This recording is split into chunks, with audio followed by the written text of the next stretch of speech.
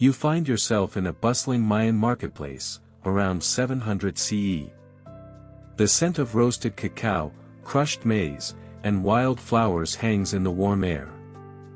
All around you, vendors chant gentle, repetitive phrases advertising their goods, colorful textiles, obsidian blades, dried herbs, carved jade amulets, and bundles of pale, waxy tree resin wrapped in soft palm leaves. It is this resin, called chicle, that will soon become the center of our attention. The Mayan civilization, centered in modern-day Guatemala, Mexico, Belize, and Honduras, was already thriving by this time, with its sprawling city-states, mathematically accurate calendars, advanced writing system, and rich cultural rituals. Yet among their many inventions, one curious item may not stand out at first glance: chewing gum. This chewing gum wasn't wrapped in foil or flavored with artificial sweeteners. Instead, it was harvested from the sapodilla tree, Manilcara zapoda, which exudes a milky white latex when scored. The act of collecting chicle was a deliberate, methodical task, often carried out by men who worked deep in the forest.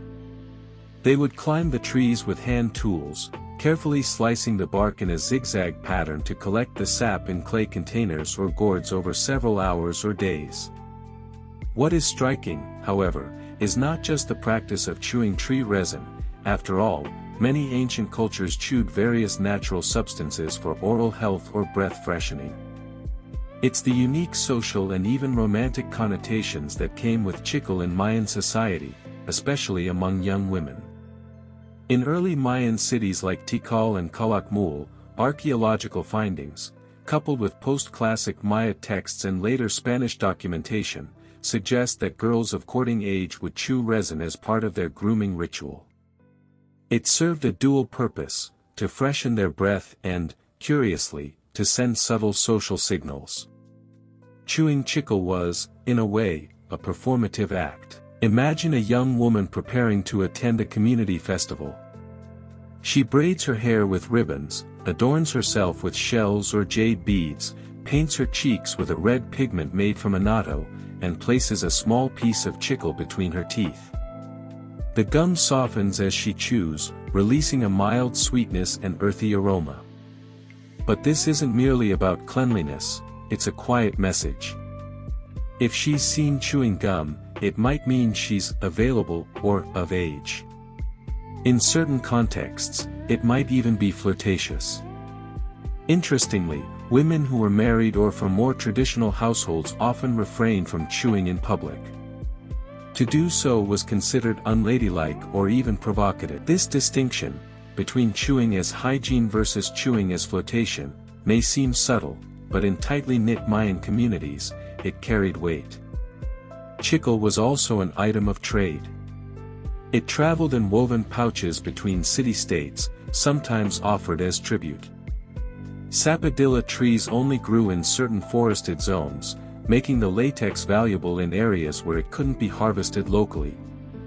Merchants would dry and roll the resin into small cakes for transport, not unlike how chocolate or tobacco was prepared.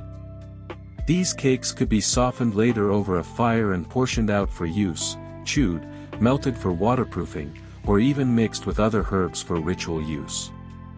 As we trace the social life of chicle through Mayan society, another interesting connection emerges: its use in courtship rituals. In some oral histories passed down through Mayan descendants in the Yucatan, chewing gum was mentioned alongside songs, dances, and ritual bathing as part of a courting cycle. A young man might offer a girl a bundle of herbs, a small sculpture, or a softened piece of chicle, during a village gathering. If she accepted and chewed the gum in return, this might symbolize mutual interest. This may sound familiar, even oddly modern. Isn't that what chewing gum has become in many cultures today, a subtle signal of attraction, freshness, or confidence? Yet, for the Maya, these social cues were embedded within a deeper system of meaning. Their worldview did not separate mundane activities from the sacred. Everything, from washing one's hands to chewing a piece of gum, could be woven into the cosmological order. Even the trees themselves were seen as part of the sacred landscape.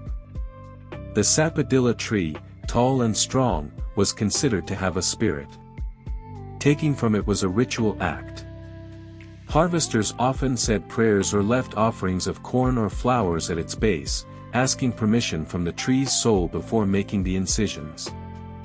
And the latex, once it flowed, was seen as a gift, something that came with gratitude and care.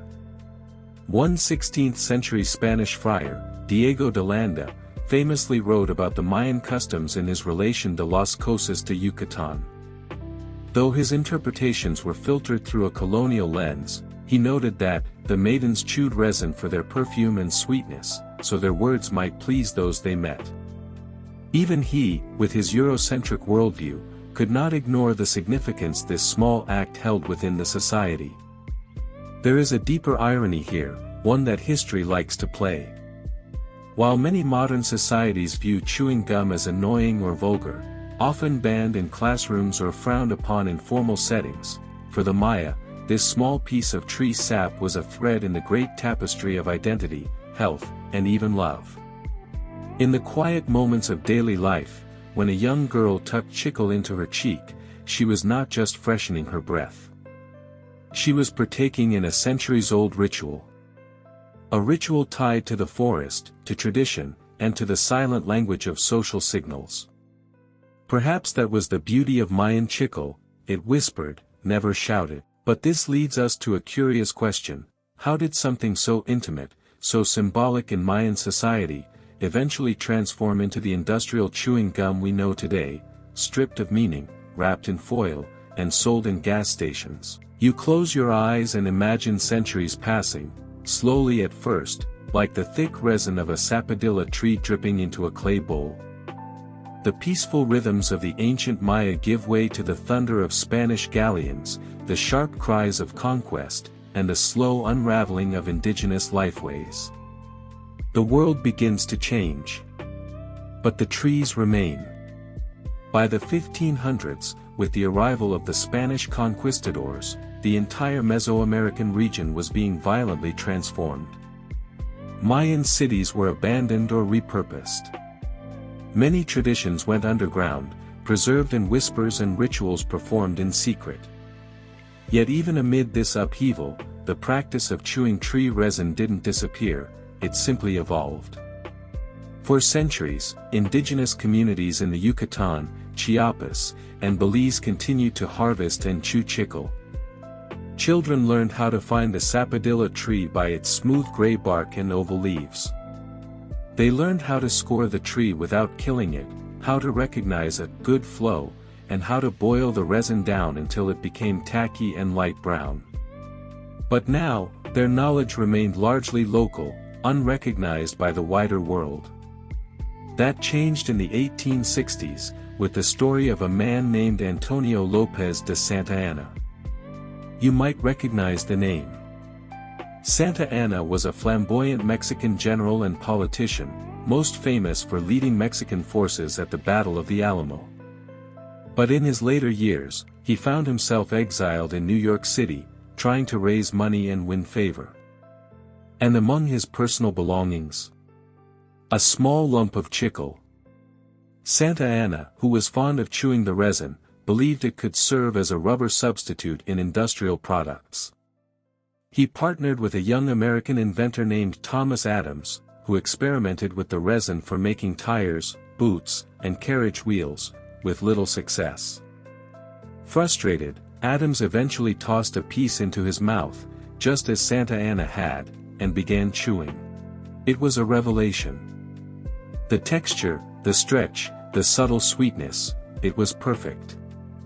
Adams decided to flavor it with licorice and began selling it as a novelty item. Thus, in 1871, Adams' New York No. 1 chewing gum was born. What began as a local Mesoamerican hygiene ritual had now entered the commercial pipeline. But this was only the beginning. Over the next decades, Adams and others would industrialize the chewing gum business.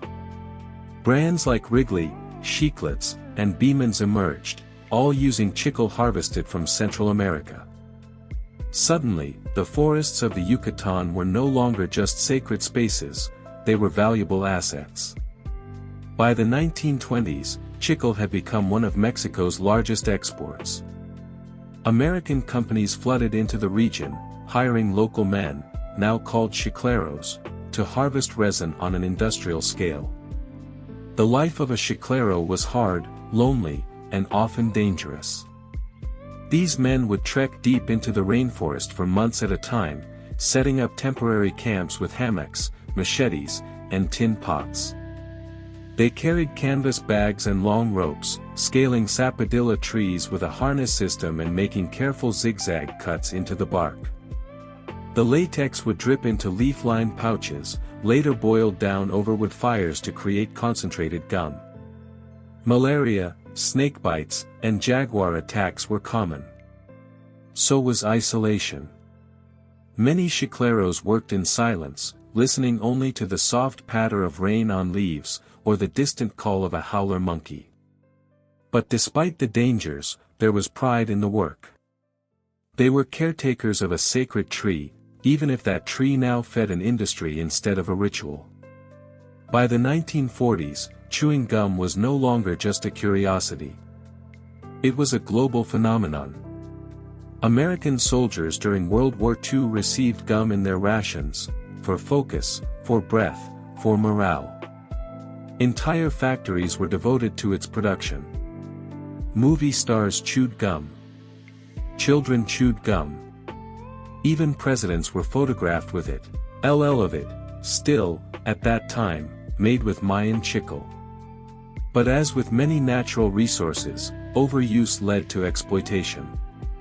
The sapodilla trees were slow-growing, and overharvesting caused many to weaken or die. The delicate process of scoring the bark was replaced by more aggressive methods. Some companies turned to synthetic alternatives, cheaper, faster, easier to mold. By the 1950s and 60s, artificial gum bases made from petroleum-derived plastics began to dominate the market. Chicle, the once sacred resin of the Maya, was gradually phased out. By the end of the 20th century, only a small fraction of the world's chewing gum contained real chicle. The industry had moved on. But some people hadn't forgotten. In the jungles of southern Mexico and Belize, chicleros still work today, not for mass-market gum, but for artisanal and eco-conscious brands. These modern harvesters, often descendants of Maya peoples, combine traditional methods with sustainable forestry practices. They honor the tree, leave offerings, and work with conservation groups to preserve the land. Chewing gum, once a flirtatious ritual of Mayan courtship, now lives two lives. In one, it is a shiny, brightly colored commodity, mass-produced and forgettable. In the other, it is a thread to the past, linking trees, traditions, and a subtle language of chewing. But it begs a deeper question.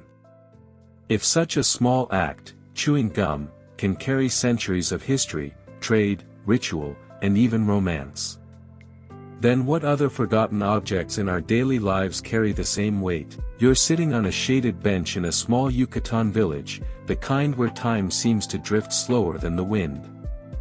Children run barefoot past you, their laughter echoing off the low limestone walls. A grandmother sits across the square, carefully unwrapping a small piece of handmade chicle from a strip of cloth. She brings it to her lips with quiet reverence, not out of habit, but tradition.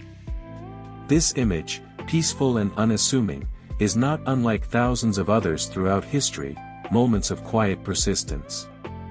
But in it lies the essence of cultural survival. The story of chicle is no longer just about resin or romance or even trade. It is a story about continuity. A culture that has been conquered, colonized, industrialized, and still, somehow, remains. As modern anthropology began to examine the microhistories of daily life in the late 20th century, chewing gum emerged as a surprisingly rich subject of study. Especially in Mayan communities, it became clear that this one act, chewing chicle, preserved layers of meaning across generations. It wasn't just the chewing, but the who, the when, and the why that mattered. In many rural communities, chewing gum remained associated with young, unmarried women. This wasn't just a holdover from ancient courtship rituals, it was a social marker. In regions like Campeche and Quintana Roo, researchers in the 1990s and early 2000s documented that women were often taught by their mothers when it was appropriate to chew gum. It became part of a broader code of feminine behavior, alongside hair braiding, embroidery, and traditional dress. This drew criticism from some modern voices, who saw it as a restriction, a way of controlling female expression. And yet, for others, it was a form of identity preservation. It wasn't about whether gum was chewed or not, but about knowing why the act mattered. In this way, chewing chicle functioned as a quiet ritual, not imposed by force, but passed along through trust. The act also became part of memory. One woman, interviewed by a cultural historian in 2003, recalled, "When I was a girl, my abuela would chew gum after Mass. She always used her smallest knife to cut the block of chicle from the cloth. It smelled like earth and honey. I knew she only chewed when she was remembering something important." This link between gum and memory surfaces often in oral histories. For many Maya descendants, chewing chicle is tied to the land, to forest walks, stories told by firelight, and time spent with elders. The taste and texture transport them, not unlike how the smell of cinnamon or wood smoke might stir your own memories. By the early 2000s, global interest in natural and artisanal products had begun to grow. A small resurgence of demand for real chicle followed, particularly among environmentally conscious consumers.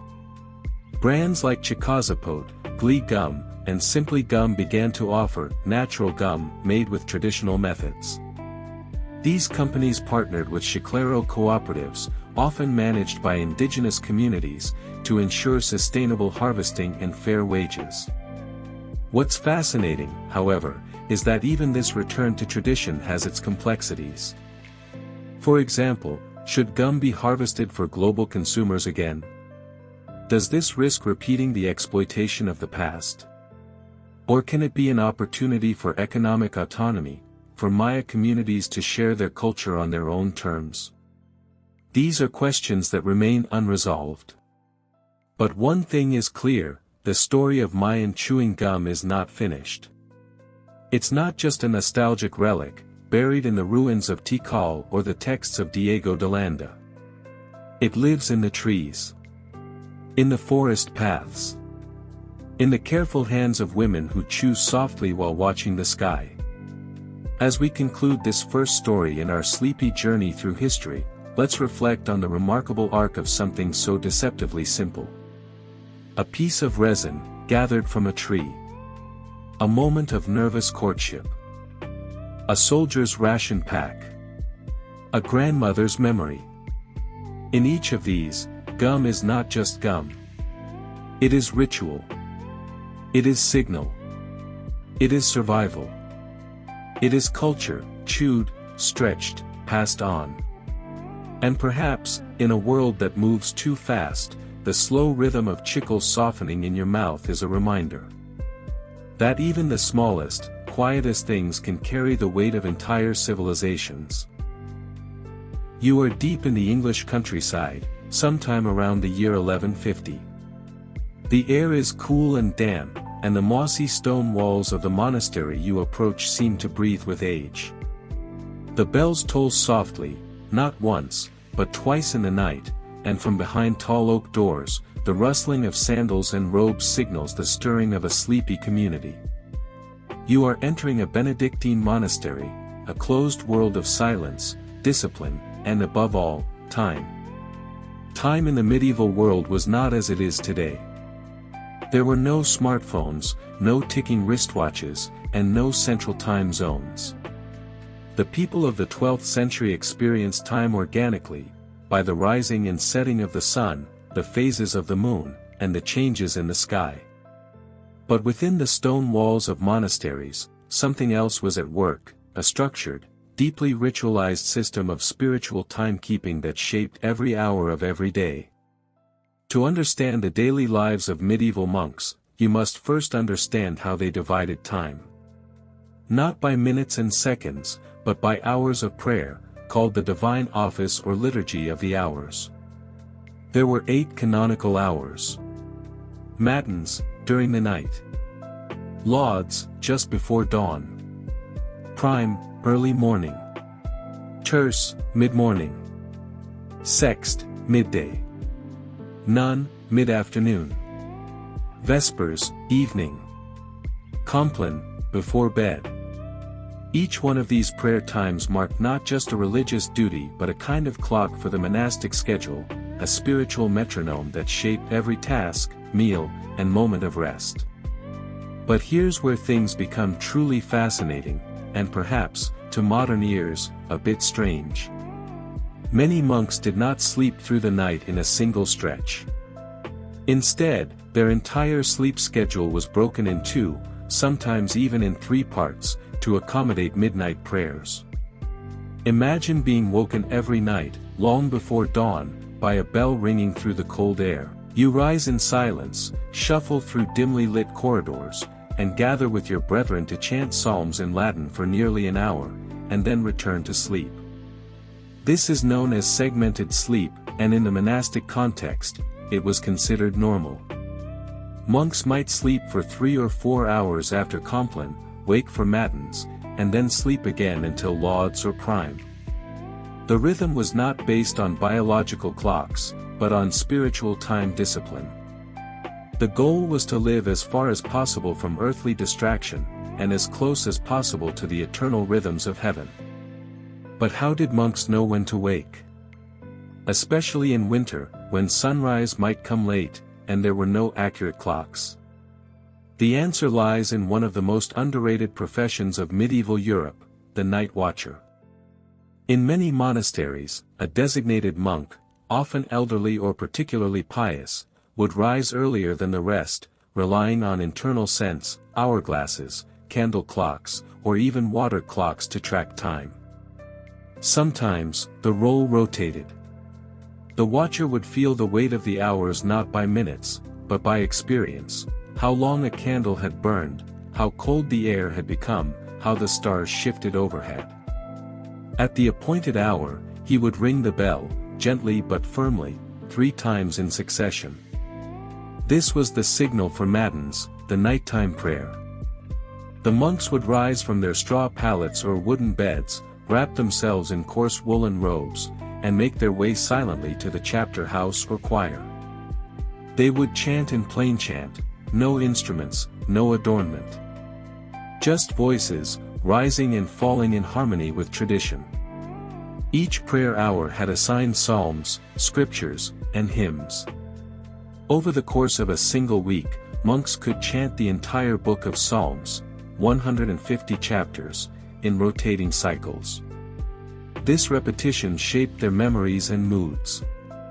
In fact, many monks could recite the Psalms entirely from memory. By the time the matins and lauds were finished, it might be nearing dawn. Some monks would return to their dormitories for a second segment of sleep. Others, especially in stricter orders, would remain awake, tending to gardens, copying manuscripts, or beginning chores in silence until prime began. It is this rhythm, part sleep, part chant, part labor, that defined the medieval monastic day. But here is something curious: monks did not find this boring. The repetition, the dim candlelight, the same psalm spoken over and over, it was not tedious but calming. It grounded them. Their daily lives were not about novelty or stimulation, but submission to order. Imagine what that might have felt like. To wake not to an alarm clock, but to a bell rung in faith. To speak not your own thoughts, but the same ancient words chanted for generations. To measure your life not by deadlines or traffic lights, but by prayer and silence. Some modern sleep scientists believe the monastic lifestyle may have actually aligned more naturally with human circadian rhythms. The practice of segmented sleep, 2 shorter sleep periods instead of one long one, is believed by some researchers to have been common across many pre-industrial societies. Monks, in this view, were not sleep-deprived, they were simply living in a more ancient pattern of rest and wakefulness. Their silence, too, served a function. Monastic rules, like those of Saint Benedict, prescribed long periods of no speaking, especially at night. This reduced sensory overload.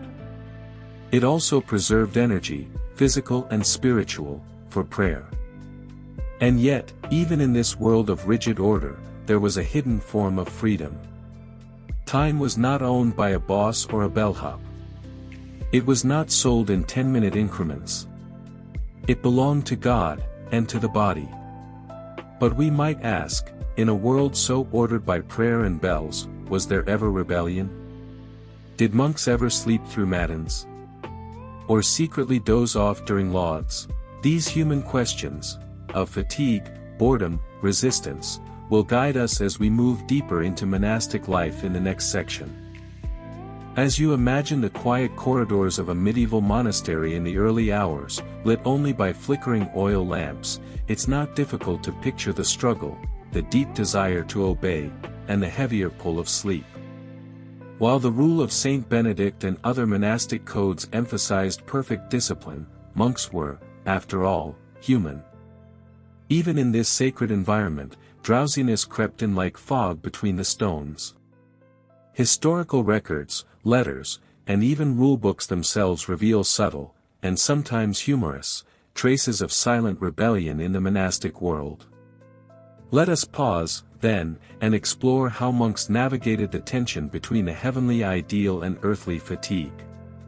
Falling asleep in the choir stalls. A common issue in monasteries, especially during matins, the long midnight service, was monks falling asleep during prayers. With cold stone floors, minimal food, and broken sleep patterns, this was practically inevitable. Some monasteries developed very specific architectural solutions to this problem. The choir stalls, where monks stood or knelt during services, were fitted with small wooden ledges called misericords, which could support a monk's weight subtly when standing for long periods. Some had hidden rests for elbows or even slight seats for balance. But monks still nodded off. A 13th-century abbot in France wrote a note of mild exasperation in his monastery's rule commentary. Let the brothers not lean their heads on the stone during psalms, nor let them allow their mouths to fall open like cattle. Others were more forgiving. A chronicle from a Benedictine abbey in 1196 tells of a kind prior who quietly walked among the choir stalls during matins, gently tapping drowsy monks on the shoulder with a carved stick, not to punish, but to wake them with dignity. Even the famous Carthusian order, known for its harsh solitude and rigid silence, allowed for brief naps during daylight hours. Monks who truly couldn't manage the segmented night sleep might be permitted to rest. Another curious habit emerged in the scriptorium, the quiet rooms where monks copied manuscripts by hand. In many monasteries, these tasks occurred during daylight, between lauds and vespers. But the work was repetitive and slow, and some monks used the environment as a chance to steal an extra moment of sleep. One medieval satire, The Apocalypse of Golius, jokes about lazy monks pretending to be deep in transcription while actually nodding off with quills in hand. It reads, "Their heads bow as if in prayer. Yet ink stains their robes from dreams they dare." There were even accounts of monks cleverly arranging their pages so they could rest their heads on a slanted lectern and pretend to be closely inspecting fine text. In cold scriptoriums, where silence reigned and light was poor, the temptation to drift off was ever present. Between terce and sext, a kind of medieval power nap, another curious habit emerged in the scriptorium, the quiet rooms where monks copied manuscripts by hand. In many monasteries, these tasks occurred during daylight, between lauds and vespers. But the work was repetitive and slow, and some monks used the environment as a chance to steal an extra moment of sleep. One medieval satire, The Apocalypse of Goliath, jokes about lazy monks pretending to be deep in transcription while actually nodding off with quills in hand. It reads, "Their heads bow as if in prayer. Yet ink stains their robes from dreams they dare." There were even accounts of monks cleverly arranging their pages so they could rest their heads on a slanted lectern and pretend to be closely inspecting fine text. In cold scriptoriums, where silence reigned and light was poor, the temptation to drift off was ever present. Interestingly, some medical historians have speculated that what we now call sleep disorders may have appeared among monastic populations, especially among older monks who had followed rigid segmented sleep for decades. Chronic sleep deprivation, combined with frequent fasting and strict silence, may have contributed to symptoms of fatigue, irritability, or what was then called aesthesia, a kind of spiritual sluggishness or listlessness. Aesthesia was described in early Christian writings as a noonday demon, a condition that tempted monks to give up, to sleep when they should pray, or to feel their lives were meaningless. It was not depression, exactly, but a deep sense of spiritual weariness. Some monasteries responded with strict physical discipline, cold baths, additional labor, or intensified prayer schedules. Others took a gentler approach, assigning struggling monks to work outdoors in gardens or animal pens, where rhythm and daylight might reset their mood and sleep patterns. Throughout all of this, one factor remained central: monasteries kept time without mechanical clocks until the late 13th or even 14th century. Before that, monks used water clocks, large vessels with regulated dripping, sometimes marked by floating candles or bobbing indicators. Candle clocks, tall beeswax candles with calibrated burn lines, used mostly at night. Internal timekeepers, experienced monks with an exceptional sense of time, often assigned to track hours intuitively. But of course, no system was perfect. Bells rang early, or late, or not at all in storms. And yet, the rhythm continued. Monks adjusted. They were not slaves to precision, they were students of ritual time, bound to meaning more than measurement. This had a surprising psychological effect. In a world without ticking clocks, time felt different. There were no alarms, no deadlines, no hourly interruptions. Instead, the day flowed like a chant, slow, melodic, and sacred. Today, we live in a culture where sleep is squeezed between obligations. We push ourselves to stay up, to get up early, to fill every hour. The idea of waking in the night to chant psalms, or of sleeping in 2 shifts, feels strange, even impossible. But some sleep scientists have suggested that monastic sleep habits may actually represent a natural human rhythm, long lost to industrial time. There's growing interest in biphasic and polyphasic sleep, sleep divided into 2 or more blocks, particularly in cultures that still preserve older patterns of rest. Could it be that the monks, in all their slowness and structure, were actually closer to what human sleep was meant to be? Could their silence, their waking in darkness, their falling asleep again, all be a kind of wisdom lost in the noise of modern life? These questions remain, soft echoes, like footsteps on cold stone. Picture yourself once again inside the walls of a medieval monastery, not during prayers this time, but just after sext, the midday service. A monk with soot on his robes and a small hammer in his hand tends to a strange wooden contraption in a side room. It drips water into a basin. A small wheel turns.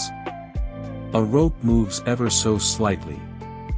A bell dings, gently, precisely. This is not a spiritual tool. Not entirely. This is an early time machine. Though we often credit the Industrial Revolution with modernizing our sense of time, the roots of mechanical timekeeping, of measuring hours with gears, weights, and sound, began not in factories or universities, but in the quiet, dimly lit monasteries of Europe. And it all began because monks needed to know when to pray. By the late 1200s, some monasteries began experimenting with mechanical clocks to regulate the divine office. These clocks didn't have hands or faces. They were bell ringers, designed to chime at set intervals. The earliest known mechanical clock was likely built around 1275 in England, by monks. At first, these were simple gear systems powered by falling weights, with escapements that regulated the release of energy. But even these rudimentary machines marked a seismic shift. Time was no longer felt or intuited, it was now counted. This changed everything. Monks who had once relied on candle drips or the internal rhythms of a watchful brother could now entrust their prayer schedule to a machine. Bells could ring on their own. Duties could begin with greater regularity. The divine office could now be heard, exactly, in every corridor. The spread of mechanical clocks to town centers, universities, and courts would take another 100 years. But their origins remained monastic. The very idea of slicing the day into equal hours, not based on sunlight or seasons, but on strict numerical measurement, came from these sacred spaces. In the monasteries of the 14th and 15th centuries, time itself began to be reimagined. No longer tied to the curvature of the sun or the sound of roosters, the hour became a standardized unit. Minutes, and eventually seconds, would follow, not born from commerce or curiosity, but from a need to serve God with consistency. Some theologians even debated whether time, now being mechanically tracked, could become profane, reduced from a divine flow to mere numbers. Others embraced it. The ringing of bells, precisely on time, became a symbol of spiritual order. Yet with time measured so exactly, the human experience of it began to shift. Sleep, once segmented and intuitive, became harder to sustain. Tasks were measured. Rules became stricter. There was less room for drowsiness, for silence, for the kind of drifting rest that monks once had between lauds and prime. Still, the bells continued, echoing across abbey grounds and into the hearts of nearby towns. What began as a spiritual necessity, marking the hours for prayer, would eventually shape the entire modern world. Public clocks in town squares were modeled after monastic bell towers. Hourly wages emerged once time could be divided and tracked. School bells, factory whistles, and even the modern workday owe their rhythm to monastic time. But while the external world adopted the system, it lost much of the meaning behind it. For monks, time was sacred. Not owned, but offered. Each hour a chance to realign the soul. The slowing of breath during matins. The hush of Compline. The silence between bells. Today, when we speak of losing time or saving time, we speak in metaphors inherited from a world that invented time as a tool, but also lived it as a form of prayer. As modern science returns to the concept of segmented sleep, the monastic rhythm feels newly relevant. Sleep researchers now suggest that two-phase sleep, with a natural waking period in the middle of the night, was common before artificial light changed our patterns. Some people report that waking briefly at 2 o'clock or 3 a.m. feels natural, not disruptive. In fact, studies have shown that this first sleep and second sleep rhythm may allow for deeper rest, memory processing, and even creativity. Monks, without knowing the science, may have discovered it centuries ago. Imagine this: you fall asleep after evening prayer. The bell wakes you. You rise, chant, reflect, return to bed. Your dreams are softer. Time stretches. The night is no longer a blank stretch but a living space, filled with purpose. As this story ends, and your own body perhaps drifts into its own rhythm of rest, remember the quiet monks who shaped your world, not with armies or inventions, but with bells, candles, chants, and sleep. They were keepers of time, but not its owners. They watched over the hours, but let them flow. And in doing so, they taught us that even in the silence, even in the dark, life has rhythm. And so the bell tolls one last time. Not to wake you, but to lull you deeper. The sun beats down softly on the baked mud walls of an ancient city. The sky above is a hazy blue, and the air is dry, still, thick with dust and the scent of roasted barley and cumin. You are walking slowly, perhaps barefoot, across the stone-paved street of a once great city, Babylon. As you pass under a shaded archway, you hear it, a small sound, click, click, thunk. It comes from inside a shadowy courtyard. You step closer. A boy and an old man sit cross-legged on a rug. Between them is a flat wooden board, carved with squares and tiny symbols. A handful of cone-shaped tokens lie scattered across the surface. The boy flicks one forward. The old man leans back and strokes his beard. They are not gambling. They are not doing business. They are playing. And in doing so, they are passing down a tradition that has existed for thousands of years. In the grand sweep of Babylonian history, with its wars, temples, scribes, and kings, the quiet art of playing games may seem trivial. But in reality, board games were not mere distractions. They were tools of education, symbols of status, strategic training, and in some cases, even spiritual rituals. The royal game of UR, one of the oldest known board games in human history, was already ancient by the time this old man and boy sat to play. Carved boards have been found in Mesopotamian tombs dating back to 2600 BCE. These weren't just toys, they were serious objects, sometimes buried with their owners, hinting at a purpose that extended into the afterlife. The rules are not fully known. But researchers believe it involved both strategy and chance, much like modern backgammon. There were dice, pyramid-shaped or knucklebone-shaped objects, and tokens that raced across a grid of marked squares. But unlike today's games, these weren't mass-produced. Each board was handcrafted. Some were simple, scratched into clay, while others were works of art, inlaid with lapis lazuli, shell, and precious woods. Imagine a child in a quiet Babylonian courtyard, watching their grandfather polish such a board before a game, learning not just how to move a piece, but how to think, how to wait, how to lose. Board games in Babylon were not private pastimes. They were deeply social, played in marketplaces, at temple entrances, inside homes, and even in royal courts. There are clay tablets that mention bets, rules, and even accusations of cheating. Just like today, games sometimes spark joy, laughter, and mild irritation. For Babylonian nobility, owning a beautifully carved game board was a sign of wealth and intellect. Guests might be invited for a match, with cups of date wine at hand and platters of bread and figs nearby. But even the poor played. A scrap of flat stone, a stick to draw lines, a few pebbles, and you had all you needed. It's easy to imagine that many a dusty afternoon passed this way, not in toil or prayer, but in quiet, thoughtful play. Though the games seemed simple, they were anything but dull.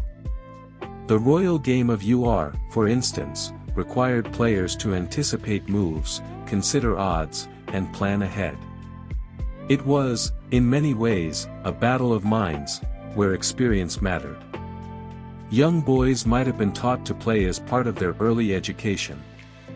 Not just for amusement, but to prepare them for decision-making, calculation, and focus, skills needed for adulthood. Even military leaders may have used games to sharpen their ability to think several steps ahead. A general might not fight every battle with dice, but learning how luck and planning interact on a board could translate into understanding risks in real life. And at a time when books were clay and reading was rare, a game board was one of the few ways you could train the mind through action. Some Babylonian texts refer to boards being kept in temple libraries. Why? Because games weren't always seen as mere amusement. Some Babylonian texts refer to boards being kept in temple libraries. Why? Because games weren't always seen as mere amusement. In some traditions, the movement of pieces on a board mimicked the movement of fate, or the god's will. Playing a game could be a metaphor for how life unfolds, a dance of choice and chance. There are even accounts of divination being performed using game boards.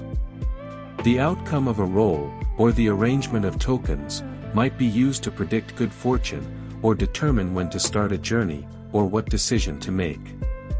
So imagine, if you will, a Babylonian priest, robed in fine linen, sitting in the temple courtyard with a curious merchant beside him. He rolls the dice not for fun, but to seek guidance.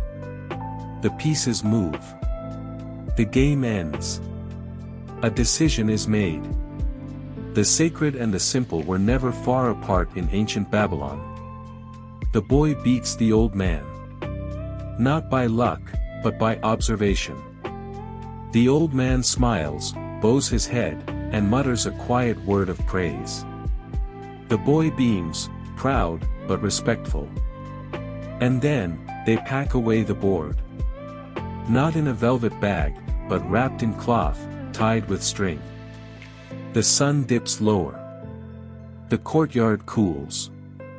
Someone calls for evening meal. The dust settles. The game is over. But not forgotten. Because that same game, or something like it, will be played again tomorrow. And the next day.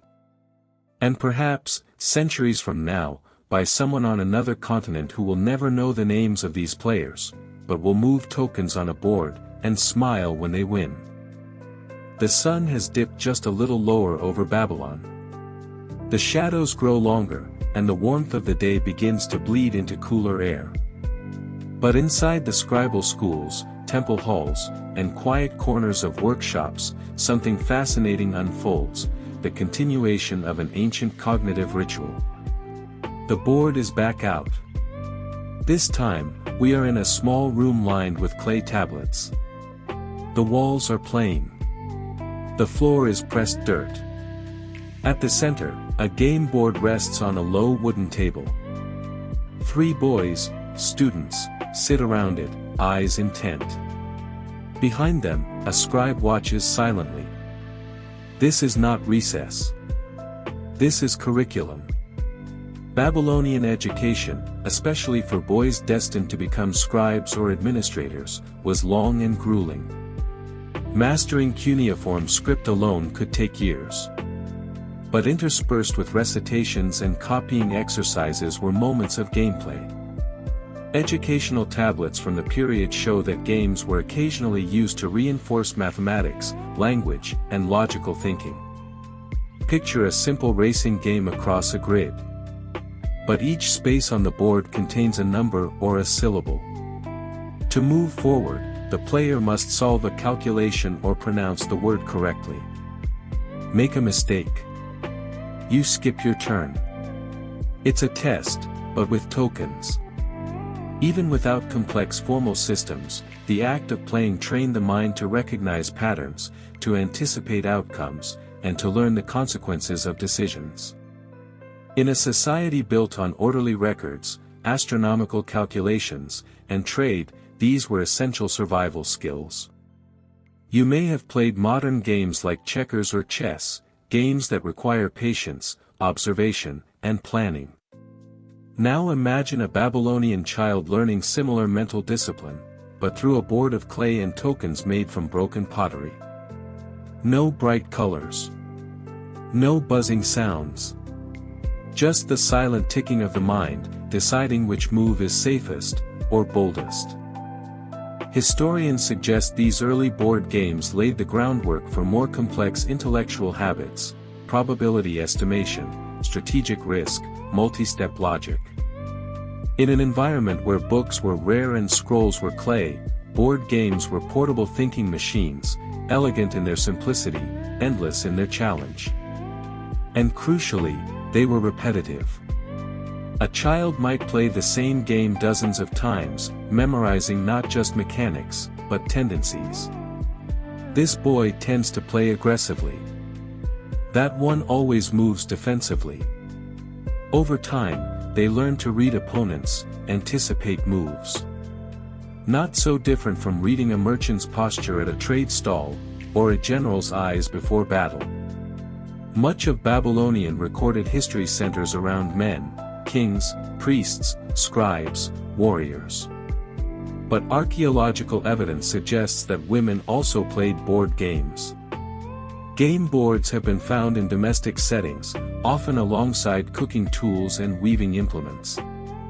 In some rare depictions, women are shown seated in pairs, pieces in hand. So, imagine a quiet afternoon, perhaps after the chores are done. A mother and daughter sit in the cool shade of their home. A simple game lies between them, made of baked clay and a few beads. They do not speak much. They don't need to. The game is the language. For these women, gaming may have served multiple purposes, a way to teach daughters patience, planning, and perhaps even negotiation. Or maybe it was just the joy of play, in a world where so much labor was constant and unending. Meanwhile, high above in the ziggurats and temple complexes, the priests and scholars of Babylon did more than pray and chant. They observed the stars. They recorded eclipses. They debated omens. And they, too, played games. Some game boards were uncovered in temple storage rooms, stored beside tablets filled with astrological charts and medical remedies. Why? One theory is that game boards were used in divination and training, not just for fortune-telling, but for modeling decisions. A priest might simulate a scenario: if I move here and the dice roll high, this is a sign. If not, another. These weren't childish games. They were early forms of predictive modeling, a precursor to probability trees and what we now call risk assessment. It was a way to practice making choices in a universe believed to be governed by the will of many gods, where fate was uncertain and the consequences often mysterious. Babylon, especially during its peak, was a melting pot. Traders from Elam, Assyria, Egypt, and the Indus Valley passed through its gates. With them, they brought not just goods, but games. Archaeological digs have found boards with hybrid designs, part UR-style racing game, part unknown pattern. Dice made of foreign stone. Tokens carved in unfamiliar animal shapes. This cross-pollination suggests that games were not just national pastimes, they were diplomatic gifts, conversation starters, shared rituals. Imagine two merchants who share no common language, sitting across from each other in the corner of a tavern. One lays out a board. The other watches. They begin to play. In the movements of tokens and the roll of dice, a connection forms. Without words, they compete. They laugh. One wins. The other shrugs. And they share a drink. In modern life, losing a game might sting, or be brushed off casually. But for a Babylonian child learning to play under the watch of a strict father, or a scribe in training fumbling through a practice match, losing had meaning. It taught humility. It taught that even with perfect plans, the gods, or the dice, may say otherwise. And so, woven into every role was a lesson in control and surrender, in ambition and acceptance. The same themes echoed in Babylonian religion and law: try your best, but know your limits. Every time a token was removed from the board, it echoed a deeper truth, that all things, even the best moves, come to an end. As the evening draws close and another game ends in the quiet halls of the temple, we are left to wonder. Did these games shape Babylon, or did Babylon shape them? You are back in Babylon again. But this time, the air is different. Cooler. The sky has turned a soft purple, the stars just beginning to blink into view over the rooftops. Down below, families gather around simple meals. Lamps flicker in niches on the wall. And in one quiet corner, a lone figure sits cross-legged on the floor. A game board rests in front of him. There is no one else in the room. He is not playing with anyone. He is playing against time. In the hush of a sleeping city, the game shifts in meaning. It's no longer about victory, or strategy, or even fun. It becomes ritual, a meditative act. The Babylonian world was full of uncertainty, floods from the unpredictable Euphrates, illness with no known cure, omens in the stars that could mean doom or fortune. In that kind of world, control was precious. A game, even a simple one, offered a tiny oasis of predictability. Here are the rules. Here are the pieces. Here is the path. And so, when the world grew too chaotic, people turned to clay boards and carved tokens not just to escape, but to restore order in their minds. When archaeologists uncover ancient cities, they often celebrate the monumental, palace walls, royal inscriptions, colossal statues.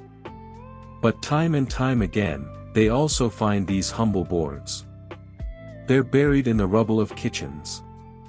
Cracked and forgotten in corners of ruined schools. Mixed among the debris of shops and homes. Sometimes they are whole, with their dotted paths clearly visible. Sometimes just fragments, one corner of a square, or a single tile, hardened by fire and time. To the untrained eye, they might look like nothing. But to the careful observer, they are a whisper. A whisper that says, "We played too. We hoped, we competed, we laughed, and we learned." Games reflect what cultures value. In Babylon, the emphasis on logic, pattern, and chance reveals a civilization fascinated by cosmic structure, and terrified by its opposite. Many of the board games used dice or sticks to introduce randomness. But they didn't leave it there. Babylonian thinkers tried to analyze randomness. To count it. To track outcomes over time. In their temples, priests watched the stars, mapping cycles, predicting eclipses. In their games, children unknowingly practiced the same skills, cause, effect, and the unpredictable space in between.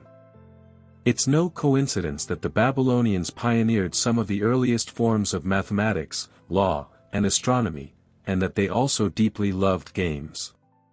Babylonian mythology didn't shy away from games.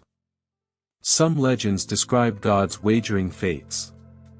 Others hint at heavenly contests, divine beings testing humans through trials of chance and skill. One fragmentary hymn suggests that the god Nabu, patron of writing and wisdom, enjoyed games of wit. Some priests may have believed that a well-played game pleased the gods, a performance of mental agility that honored the divine order of the cosmos. In this worldview, even a child's match of chance had echoes in the heavens. To them, the game board was not a distraction from reality. It was thousands of years later, archaeologists brushed the dust from an ancient Babylonian game board. Their hands tremble slightly. The clay is delicate. Cracked. But the layout is clear. They imagine the players. Their voices. Their laughter. And then, they realize, this game is familiar. The rules may be lost, but the urge to play is not. Across all of human history, in nearly every culture, people have played games. Stone Age dice, Egyptian senet, Viking Nefatifal, Chinese Go, Indian Pachisi. The tools change. The names differ. But the spirit remains. It is universal. Timeless. Human. Miniature version of it, Babylonian mythology didn't shy away from games. Some legends describe gods wagering fates. Others hint at heavenly contests, divine beings testing humans through trials of chance and skill. One fragmentary hymn suggests that the god Nabu, patron of writing and wisdom, enjoyed games of wit. Some priests may have believed that a well-played game pleased the gods, a performance of mental agility that honored the divine order of the cosmos. In this worldview, even a child's match of chance had echoes in the heavens. Thousands of years later, archaeologists brushed the dust from an ancient Babylonian game board. Their hands tremble slightly. The clay is delicate, cracked. But the layout is clear. They imagine the players, their voices, their laughter. And then, they realize, this game is familiar. The rules may be lost, but the urge to play is not. Across all of human history, in nearly every culture, people have played games. Stone Age dice, Egyptian senet, Viking Nefadafel, Chinese Go, Indian Pachisi. The tools change. The names differ. But the spirit remains. It is universal. Timeless. Human.